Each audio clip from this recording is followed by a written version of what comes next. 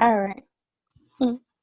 Hi, this is Dr. Darwin Hayes with another edition of Ask Dr. Darwin, where you ask questions about dentistry, about a career in dentistry, about life after dental school, or if you have questions about your oral health care, you ask those questions and we get those answers to you. Today on the show, we have a special guest, and she's a special guest because she has a burning desire to become a dentist. And stories like this are very, very important to tell. And when we tell these stories, we will also share with you. So feel free to subscribe to my YouTube channel, Dr. Darwin Speaks, as I will be posting new shows, new episodes every week on Monday and also on Wednesdays. So check out, subscribe, and share the information that you hear in those episodes, but also today. And today's guest, like I said, is a very, very special guest. She's already in the profession, but she's looking for a little bit more, right? Looking for a little bit more in her career. So today we're joined with Chimere Collins, who's a registered dental hygienist, right? I am. You are. There is a little bit of a Carolina. delay today, so we'll make sure that it's not too bad. Okay. So, welcome, Chimere. So, tell me a little bit about yourself and how we connect. Thank you. You're welcome. You're welcome. Tell me a little bit about yourself, how we connected, and how you heard about me, and what your question is for today. Okay, so I am, like you stated previously, a registered dental hygienist in North Carolina, Greensboro to be exact. I've been in the dental field for about 10 years. I started as a front desk coordinator, appointment coordinator, and then I went from doing treatment plans and in-office assisting, in-office trained assisting. And then from there, I knew that I still wanted to continue my desire to be further along in the dental career. So I decided to apply to dental hygiene school and got in, went through, did really well in dental hygiene school, decided that I wasn't done, received my bachelor's in dental hygiene education. And I still feel like there's that burning desire to become a dentist, which is what I've always wanted to be. I've just taken the scenic route. So I have been on LinkedIn and was just searching some things. Some people have been reaching out in regards to different avenues in the dental career, in the dental field rather. And I just came across some videos of Dr. Hayes's, and I said, this seems interesting. So I watched some of his episodes on YouTube, and I said, you know what? Let me just reach out. It won't hurt to just reach out and see if he could really help me. Because like I stated, I've been at an undergrad for over 10 years. Excuse me. And in the beginning, I really knew that my passion was dentistry. And like I stated, I've just gone the scenic route. I wrote Dr. Hayes a lengthy email via LinkedIn to see if he could help me. And of course, he said he could. And I'm really excited to see where it leads me, because I know that, God hasn't put this desire in my heart just so that I can't fulfill it. So I know that even though I've taken the long way around, that it's just prepared me for what's yet to come. So just a little bit. That's right. That's right. Well, it's not necessarily the long way; it's your way, and sometimes we're given those paths for a reason. So, so here we are. So tell me a little bit about. You mentioned in your email that you've had some interviews. You've taken the DAT before. There were some recommendations. Tell us a little bit about that. Okay.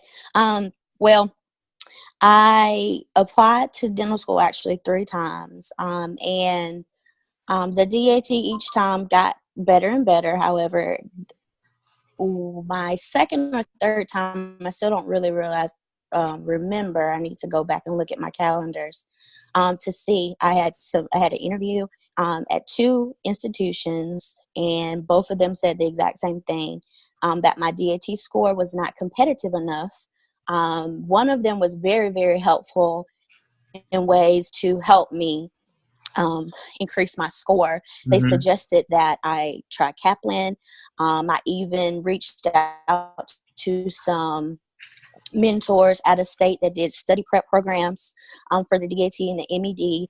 I was a participant in the medical educational development program at UNC Chapel Hill in undergrad. I purchased top score, like I said, Kaplan. I mean, everything that you could think of to help me do better. I even did a post-bac program at UNC Greensboro to help increase my science GPA, as well as to show the committees that I'm working towards bettering myself when it comes to my DAT and GPA. So I feel like I've done everything that everybody has told me to do to help me to enter dental school. So right now, I feel that after finishing off, that being that I've taken the DAT more than 2 times, I'm not really sure where that leads me. So those were the kind of questions and the information that I gave you, Dr. Hayes,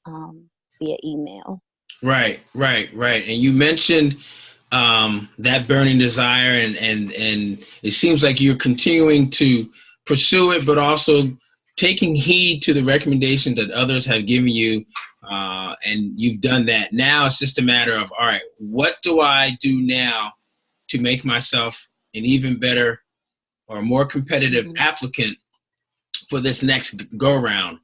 And you also mentioned that you had some fear, right? You had some fear of trying again. Is that correct? Yes, definitely. So yes. So let's talk about that. That is definitely correct. Yeah, let's talk about that, because you know, it really depends on what you define as fear, or what you're fearful of. So what are you fearful of?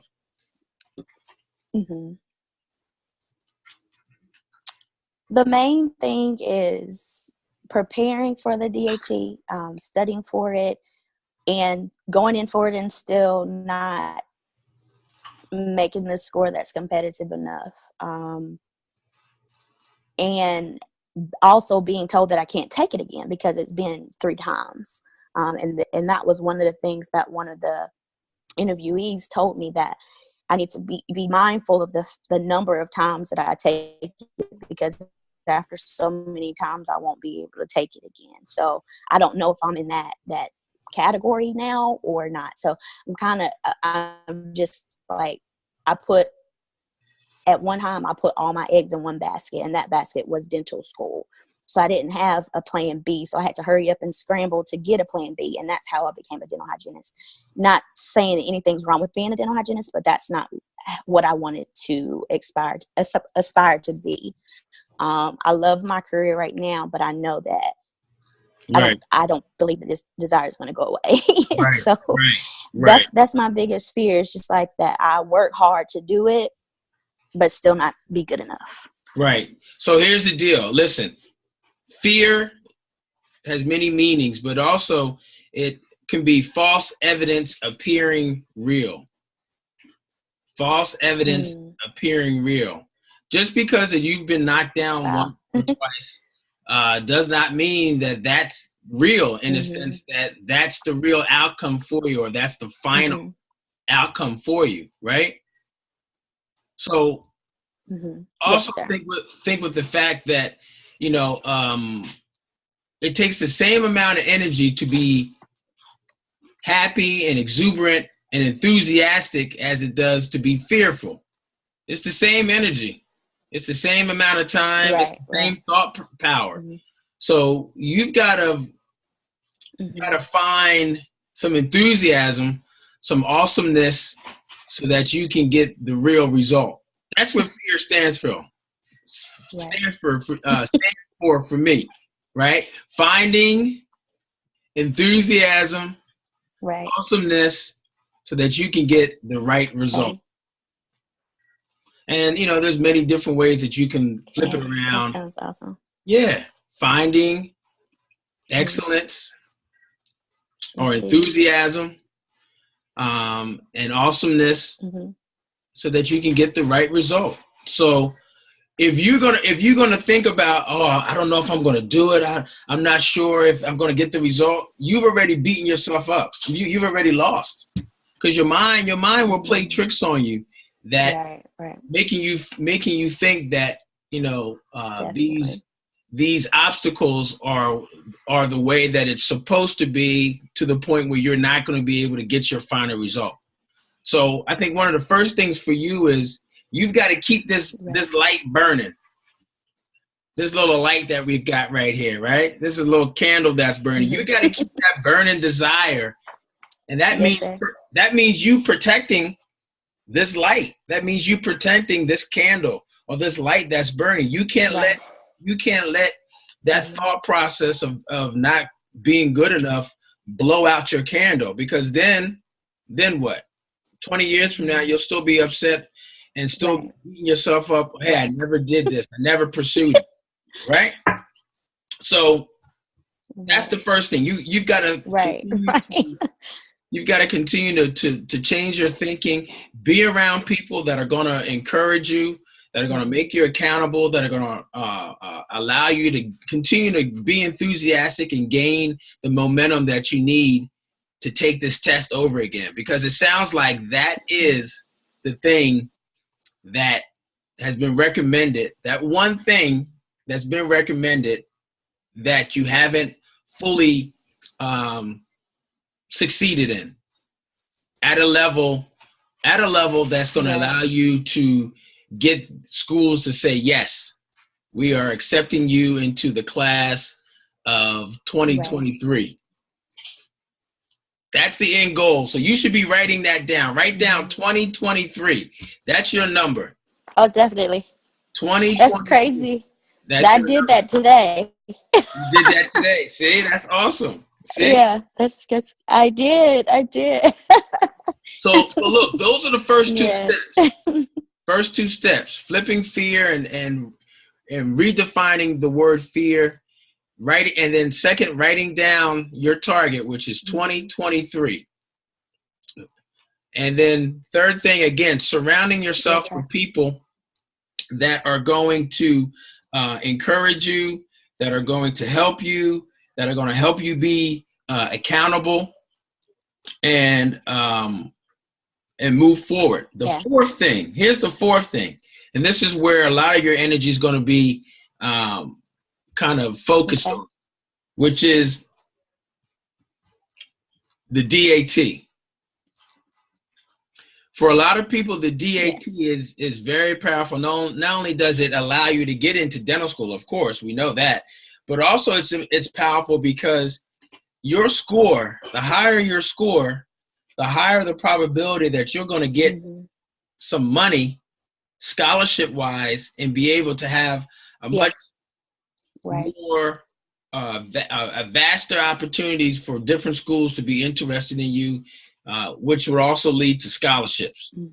So that DAT, that main egg in that basket at the bottom of the basket is probably the most important one because of those two reasons.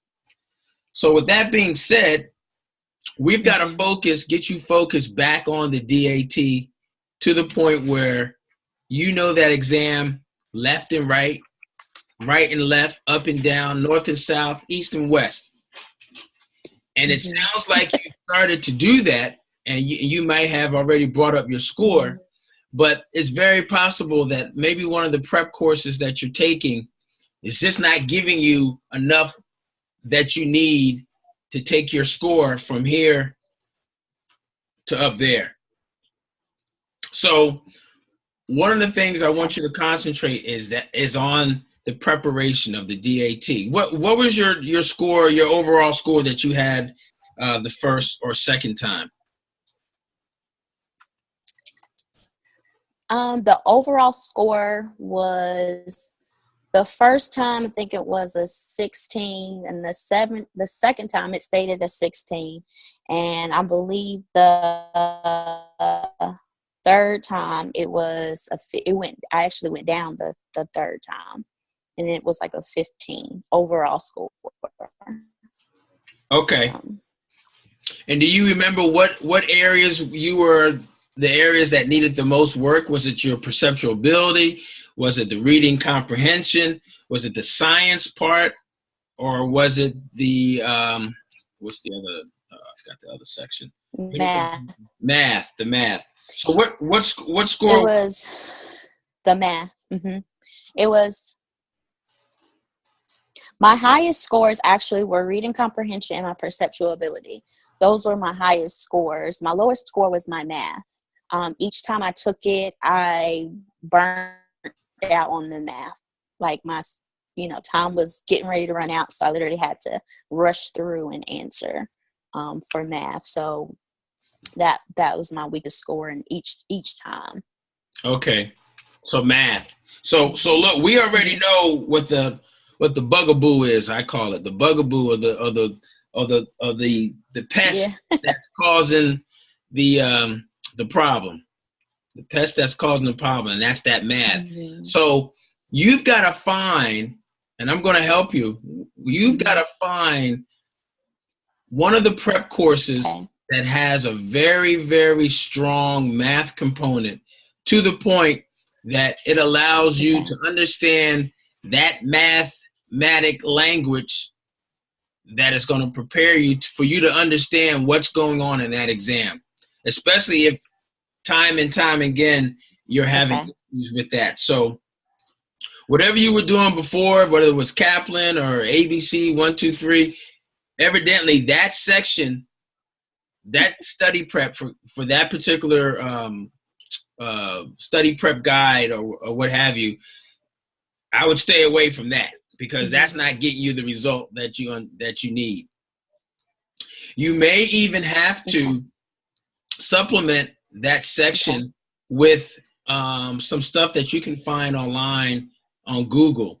There is a very great teaching kind of like institute for students across the board, from elementary school students, high school students to college students, called Khan Academy. Have you heard of that before? I have, yes. So Khan Academy, one of the things that you're going to have to really be is an expert. You need to now be an expert in this DAT exam. In the sense that you need to know how they ask the questions, what all the topics are, especially in math, and being able to break down whatever math areas that are giving you the problem, so that you can go and investigate some more and use Khan Academy or something similar to that is able to explain it to you and allow you to really fully comprehend the concepts that are being asked in that exam. That will probably be your first thing that you're going to have to do. One of the ways that you can do that also is you're going to have to you may have to connect with some people that have taken the exam already and see if they have some of these other study guides like DAT Destroyer or DAT Bootcamp. Also, the Gold Standard is another one. The Gold Standard. Someone just was on Facebook Live and they said DAT Destroyer. I think I just said that. DAT Destroyer. Yes. That's also one that you need to look at. But what you may have to do is just get that one section for the math, and you may have to pull from one or two of those prep study courses to see which one is going to help you the best as far as comprehending that section, that math area. Okay. Okay. So you've got some homework to do as relates to the DAT Yes, and sir. and you're gonna have to probably there's a couple different forums that I would recommend that you go to maybe start to connect with people, Okay. other pre-dentals that are in your that were in your shoes maybe a year or two or three or four ago, in the sense that you want to talk to people Okay. that have taken the exam and that maybe have taken some of these different types of study courses, and see what they felt was the most helpful for their math or for their science or for their perceptual ability or what have you. And connecting with them will Okay. allow you, maybe they'll even rent or sell you the books, the study guides, the old test that they took for the math section. Mm-hmm. Right now, your goal is compiling all Okay. the information that you can get together for that math section to the point where it's like a part-time, full-time, part-time job for you. And you have to put Okay. all of your enthusiasm, all of your energy into that, because that's the area where you're having an actual hang-up. Right. Once you're focused on that, Awesome. I can do that. yeah, once you're focused on that, you don't have time to be thinking about, well, what if? Well, what if I take it again and I don't score right? Right. Because you don't have any time to be thinking about that. That's negative. We're moving towards affirmations of positive results. All right. So Right. Yes, wipe sir. that fear away and just throw it out. Don't sign up for that class. Everybody gets an F in that class. Don't even sign up for it. It's a waste of time. Yeah, we don't need that. No, we don't need that. Just don't even speak it into existence, unless you're going to flip it and you're going to flip it into finding energy, awesomeness to get the right result. Enthusiasm, awesomeness to get the right result. Yeah, right result. Or get the result that you want, which is boom, you get admitted into dental school. Now, I will tell you, there are a couple. I have some previous pre-dental students and people that I've coached that have given me some input on some of the exams and some of the study prep courses, and which section of the prep course that they took that helped them the most. Like I had, for example, I have a first year student who's finishing up, first year student at Meharry, and he said, I think it was for the perceptual ability, what helped him the most was DAT Destroyer, and he got a 21, very high score. Wow. So yeah, exactly. So that's what I mean by being able to kind of find people who have taken the exam, and they can give you some direct feedback as to which section of a particular study guide or study course was a prep course that was the most helpful for them. One of the ways you can find those people is there's an online, like a little chat room called Student Doctor Network. Student Doctor Network. I would, and there's a section in there for dentistry. I would go in there and put a search in there. I would put in under Student Doctor Network, dentistry and DAT exam. DAT exam. Okay. And you might have stuff from the last 4 or 5 years, but you got to set aside the time to find that particular chat that deals with the DAT exam, and more specifically about the math section. You may actually find some great information about some feedback that others will share with you, or that you can find that'll help you guide you into the right direction as far as which 2 or 3 of those prep courses has the best math section for you to kind of dive in and learn. And then once you find that out, now you got to go and actually sift through them and go through them and see the content and how they're able to prepare you. Okay. Another source of kind of connecting with people that have taken the DAT is I would reach out to several different chapters of the SNDA, the Student National Dental Association, or even ASDA, which is the American Student Dental Association. Both of them are going to be great resources for you because they are representative of current dental students that have taken the DAT. That means they've gotten into dental school, so they must have had a higher score, or they're able to master the DAT enough for them to get into school. Websites, you can Google them, but I think it's for SNDA. It's SNDAnet.org.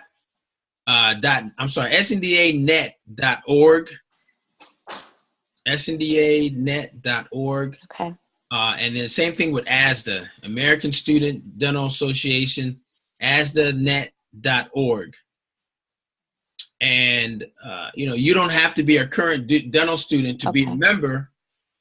And they have memberships for pre-dental students and great resources, both ASDA and SNDA. You go on their website, they've got, I think the membership's like 6 caramel lattes or whatever, like $6, 6 times 6, about 36. No, I'm sorry, about 10 lattes, depending on where you're going to get your coffee. But it's under $70 for a membership. Membership for ASDA, and you have so many resources. As a matter of fact, I'm going to send you a link.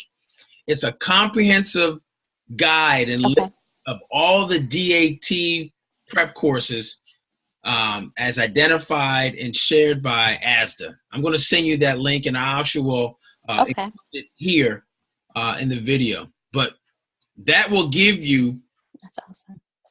Once you get to that page, you'll be able to see the different ones, and you can actually click into the article and see the different links for the different exams and everything else. So I would tell you, if you're going to bet, you're going to spend some time, you're going to spend a good investment of your time getting this DAT exam mastered completely. And you're going to have to do it in a way where don't worry about money. You cannot be worried about money at this point. If people ask you how they can help you, if you got a birthday coming up, if you've got holidays coming up, if anyone asks you what they can get for you, you tell them you need a scholarship so you can take this prep course for your DAT exam. That's your gift. That's what you want people to give you, so that you don't have any obstacles in really being able to get everything that you need to master this exam. Awesome. I definitely will. Okay. And I think, again, once you're focusing on that, you'll keep this candle burning. Yeah. You'll keep it burning. All right. That's your job. That's your duty. That's your obligation, and that's your responsibility to keep and protect this light from this burning desire from burning out. You don't want anybody to blow it out. Don't let fear blow it out at all. And what we'll do is over this next year, because I know your timetable is taking the exam again and applying for this upcoming cycle for the class of 2023. That means you're gonna be starting in 2019. And look, you're almost there. You're just like this far away. You've gotten everything else done. You've done the post-bac. You're already working in the field, so you're familiar with it. It's just that last little segment, which is the DAT. That score, you'll probably need to be looking at least a 19. Yeah. At least a 19. I would tell you, don't even shoot for a 19. Let's shoot for a 20 or a 21. Let's shoot for a 21. I'd rather you shoot for a higher score and miss 21 and get a 20 versus shooting for a 19 and miss and get 17 or 18. You know what I mean? So, so what we're going to do over at least these next 6 months is we're going to get you on an accountability. I can't even speak today. Let me drink my coffee. An accountability plan. And I'm going to get you connected with get you connected with some current dental students, especially the D1 students that I have various different schools throughout the country, and get you direct links to them so that you can talk to them, you can speak to them, and you can get this phase of the DAT part that you need to really master. Get that under your belt, and you can get some more information and really find out. Okay. Get you a good plan of action. I think that's where we start. That's where we start. 21. That's your math. So now you got two numbers right now. You got two numbers. You got 2023. Yeah. And you got 21. Yeah, and 21. That's the score Yes, we're shooting for. So that means we got to sift through all the minutia of all these prep courses and find out which components of them will give you the 2-1, give you the 21 that you need to get an acceptance. Mm-hmm. So if you're committed to doing that, I'm committed to helping you, and I'll coach you through it. How's that sound? Sounds awesome. Sounds perfect. Awesome. Great plan. So we'll start that up really, really soon. What other questions do you have? We probably have time for one more question or thought.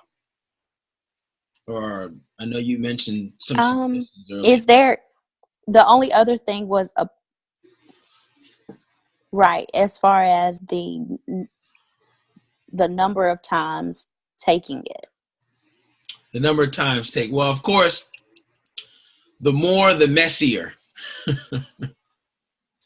Right? Yeah. The more, the messier. Right. And that's a good question. I mean, I'm not sure of the give me the dates when you took it. What year was it? I took it first time was 2006, I want to say. Yeah, 2006. Okay, and then that's the second time was probably 2008, and then the last time was probably 2010. Okay, so I haven't taken it since. I can tell you now, the 2006 and the 2008 scores, I mean, those are over 10 years old. Right. Even if you had a higher score, they may want you, most schools may say, well, we want you to take it over again anyway. So I think you're pretty much almost starting from scratch anyway. And I'll confirm it, and we'll look up together and find out through the actual DAT exam. You can actually go on to the American Dental Association, the ADA.org, and there's a section in there for pre-dental or getting into dental school. Okay. And we can look and see. But I have the feeling that you're pretty much starting from scratch anyway, meaning those scores are going to be thrown out and they may not even be valid anyway. So that could be an advantage to you. Right. Right? So that's even more reason why. Right. That's even more reason why we got to really focus and on this score and knocking that out the park completely. Mm-hmm. Okay. Right. And then I probably will have to take my science courses over again too, correct?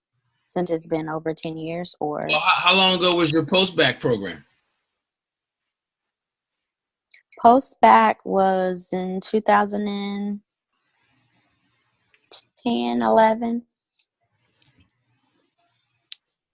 Okay. But I only had to take a few courses. So with one of the interviews that I had, they told me to take particular courses with the post-bac. So I didn't finish the whole program. I just went to take those courses to increase my science GPA. And how did that help your GPA, science GPA? Well, I did well in the courses. As far as calculating into it, I didn't, because after I finished that, that's when I started focusing on dental hygiene school. So I didn't even look into it anymore. So you took a couple courses of the post-bac program specifically the science GPA, and it sounds like it increased. Right. It increased your GPA, but Mm-hmm. you kind of Mm-hmm. went to the. I changed my focus. Yeah, you changed it up. Yeah, you went to you went through the route of hygiene. So when did you have your last interviews for dental school? Right.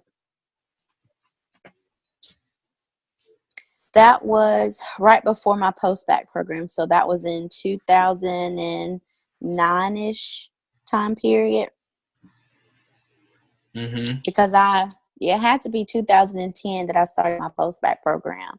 So it was right at the end of 2009, and then the next fall is when I started the post-bac program. So fall of 2010. All right, so around 2008, 2010 is when you had some interviews for dental school, correct? Right. Yes, sir. Okay. And what state are you in? You're in North Carolina? North Carolina. Yes, sir. Are you a resident, like born and raised, or? I am. Okay. Okay. Born and raised. So if you've had some interviews at those two schools in North Carolina, you may do yourself a very good justice by contacting whatever schools you had interviews with, especially if I think you mentioned in your email you had one of the interviews with someone that was like the director of admissions, and they gave you some advice. I would reach out and call that person and ask them how things have changed in their admissions protocol, things that they're looking at, because I'm pretty sure it may be a little bit different than it was 10 years ago. Right. So I would reach out to those people, and you can tell me offline which school it was, and I may have some current dental students that I know that we can get you some more feedback or direct contact to whoever's there. Okay. But I think that's going to be key, because that'll give us a little bit more knowledge as to what really needs to be done in addition to just the DAT. If there's anything else that needs to be done, don't know. But I asked that question because we're going in. We're over 9 years now, almost 10 years since you had those interviews. So some of those recommendations were probably based off of you doing them in the next 1 to 3 years, which would be 2012, 10, 11, 12, maybe. And and 12 is when I went into hygiene school. So yeah, but it still does not mean that you're still not a candidate for dental school. At University of Maryland, we had hygiene students, many of which I can think of 2 or 3 right now off the top of my head. After years of practicing hygiene as a licensed hygienist, maybe about 5 years later, went into dental school.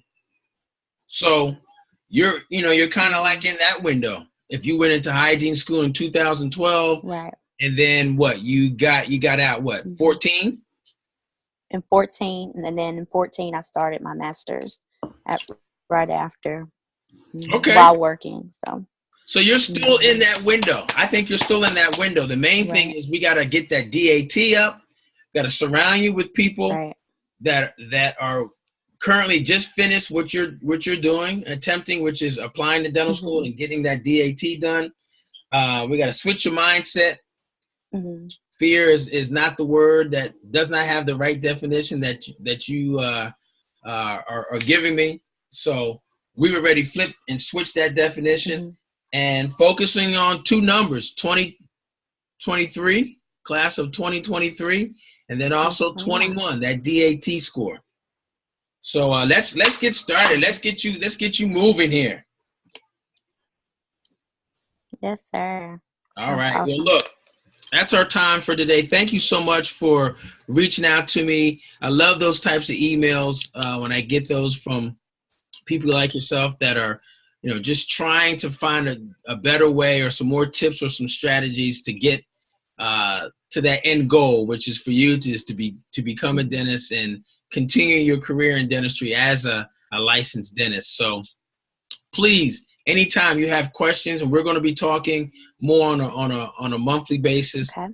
About this process. But also those of you that are listening, if you have questions, and if maybe you're fearful, maybe you have a burning desire about some aspect of dentistry, as either to go into dental school or maybe to do a residency, you're just not sure the pathway, or even to maybe eventually open up your own practice or become an associate in someone else's practice, please shoot me an email right up here. I'm going to point to it, newdentistcoach@gmail.com, newdentistcoach@gmail.com. Hey, Chimere, thank you so much for joining me and reaching out to me. Thank you. You're welcome, and let's get you into dental school. I'll talk to you soon, okay? Thank you. You're welcome. You're welcome.